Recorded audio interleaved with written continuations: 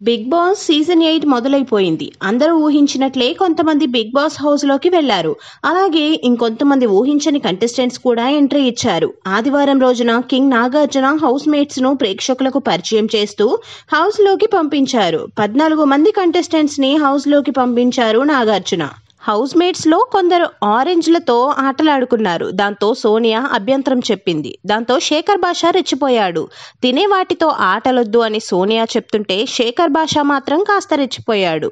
Big boss rules లో ఆరెంజ్లతో ఆడకూడదని రాశారా లేదు అంటూ లాజిక్స్ మాట్లాడే ప్రయత్నం చేశాడు. దాంతో సోనియా కూడా ఎక్కడా తగ్గకుండా గట్టిగానే ఇచ్చేసింది.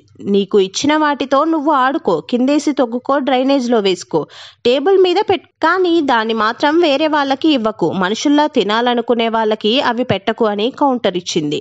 దాంతో అదే ఆరెంజ్లు తింటూ ఆడిన వాటితోనే తిన్నా ఇప్పుడు నేను మనిషిని కాదా అని శేఖర్ భాష అడ్డదిడ్డంగా వాదించాడు. ఆ తర్వాత హౌస్ మేట్స్ కు ఓ టాస్క్ ఇచ్చాడు బిగ్ బాస్. ఈ టాస్క్ లో గెలిచిన దాన్ని బట్టి రేషన్ వివాదం జరుగుతుంది.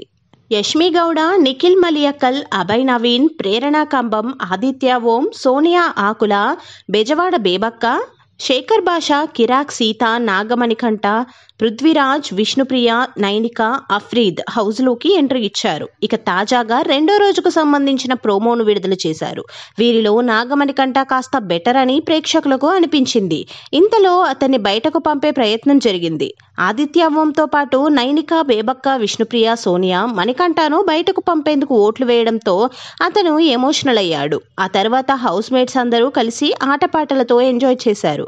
ఆ తర్వాత మొదలైంది అసలైన రచ్చ.